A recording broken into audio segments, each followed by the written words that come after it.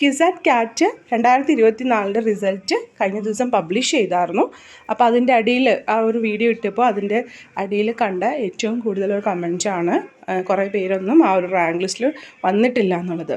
അപ്പോൾ നിങ്ങളുടെ പ്രൊഫൈലും ചെക്ക് ചെയ്യുക. പ്രൊഫൈലിനും വന്നിട്ടുണ്ടാവും റാങ്ക് ഇത്രയാണെന്നുള്ളത്. ഇപ്പോൾ നിങ്ങൾ ഇൻ്റഗ്രേറ്റഡ് MSc അതുപോലെ തന്നെ BTechും കൊടുത്തിട്ടുണ്ടെങ്കിലും രണ്ടിൻ്റെയും റാങ്ക് സെപ്പറേറ്റ് കാണിച്ചിട്ടുണ്ടാവും. പിന്നെ അതല്ലാതെ ഈ ഒരു റാങ്ക് ലിസ്റ്റ് എന്ന് കാണുന്നതിൽ ക്ലിക്ക് ചെയ്താലും നിങ്ങളുടെ റാങ്ക് കാണാനായിട്ട് സാധിക്കും. അപ്പോൾ എളുപ്പത്തിനായിട്ട് അവിടെ ഒരു ബോക്സിൽ സെർച്ച് കൊടുത്തിട്ടുണ്ട്. അവിടെ നിങ്ങളുടെ പേര് അടിച്ചു കൊടുത്തിട്ട് ആ ഒരു ലെൻസിൻ്റെ ബട്ടൺ ക്ലിക്ക് ചെയ്താൽ മതി. കുറച്ച് താമസം ഉണ്ടാവും ഒന്ന് ലോഡായി വരാനായിട്ട്. അങ്ങനെ നിങ്ങൾക്ക് നോക്കാം. അപ്പോൾ നിങ്ങൾ രണ്ടിലും നോക്കുക.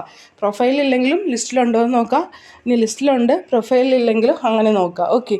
അപ്പോൾ ഇതിലേതെങ്കിലും നിങ്ങൾ വന്നിട്ടുണ്ടെങ്കിൽ നിങ്ങൾ റാങ്ക് ലിസ്റ്റിൽ ഉൾപ്പെട്ടിട്ടുണ്ട്. അപ്പോൾ അത് കിസാറ്റായിട്ട് കോൺടാക്റ്റ് ചെയ്ത് അത് പറയാം. പിന്നെ മറ്റൊരു കാര്യം എന്ന് പറയുന്നത്, ചിലവർ ഇൻ്റഗ്രേറ്റഡ് MScയുടെ റാങ്ക് ലിസ്റ്റിൽ വന്നിട്ടുണ്ടാവും, പക്ഷേ BTechൻ്റെ റാങ്ക് ലിസ്റ്റിൽ കാണുന്നുണ്ടാവില്ല. അപ്പോൾ അതിൻ്റെ അർത്ഥം നിങ്ങൾ ഇൻ്റഗ്രേറ്റഡ് MSc എന്നുള്ള ആ ഒരു കോഴ്സിൽ നിങ്ങൾ റാങ്കിൽ ക്വാളിഫൈ ആയിട്ടുണ്ട്, പക്ഷേ BTechന് ആ ഒരു ക്വാളിഫൈ ആവാനുള്ള മാർക്ക് നിങ്ങൾ നേടിയിട്ടില്ല എന്നുള്ളതാണ്. അപ്പോൾ നിങ്ങൾക്ക് വേണമെങ്കിൽ നിങ്ങൾ നന്നായിട്ട് എഴുതിയവരാണ്, നിങ്ങൾക്കൊരു കോൺഫിഡൻസ് ഉണ്ടെങ്കിൽ നിങ്ങൾക്ക് ക്യുസാറ്റിൽ വിളിച്ച് കോൺടാക്റ്റ് ചെയ്തൊന്ന് കൺഫേം ചെയ്യാം. ഇങ്ങനെയാണ്, ഇത് തന്നെയാണോ കാരണം എന്നുള്ളത്. കുഴപ്പമില്ല, നിങ്ങൾ മെയിൽ അയച്ചാലും മതി, അല്ലെങ്കിൽ ഫോൺ വിളിച്ച് കോൺടാക്റ്റ് ചെയ്ത് ചോദിക്കുകയോ ഒക്കെ ചെയ്യാം കേട്ടോ. അപ്പോൾ ഇതാണ് കാര്യം.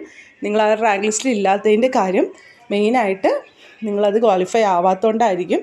പക്ഷേ നിങ്ങൾക്ക് വേണമെങ്കിൽ ഒന്ന് കൺഫേം ചെയ്യാനായിട്ട് ക്യുസാറ്റിൽ വിളിച്ച് കോൺടാക്റ്റ് ചെയ്യുന്നതിന് കുഴപ്പമില്ല. പിന്നെ ഇനി കീം എക്സാം വരുന്നുണ്ട്, നന്നായിട്ട് പ്രിപ്പയർ ചെയ്യുക. അപ്പോൾ കീം എക്സാമിന് നിങ്ങൾക്കറിയാലോ +2ൻ്റെ മാർക്കും എടുക്കും. അപ്പോൾ +2നൊക്കെ നല്ല മാർക്ക് കിട്ടിയേക്കണവർ ഒന്നും കൂടി ഹാർഡ് വർക്ക് ചെയ്തിട്ടുണ്ടെങ്കിൽ നിങ്ങൾക്ക് കീം നന്നായിട്ട് എഴുതാൻ പറ്റും. അപ്പോൾ ആ ഒരു രീതിയിൽ നന്നായിട്ട് എഴുതാം കേട്ടോ. വീഡിയോ ഇഷ്ടമായെങ്കിൽ ലൈക്ക് ചെയ്യണേ. Take care. Thank you.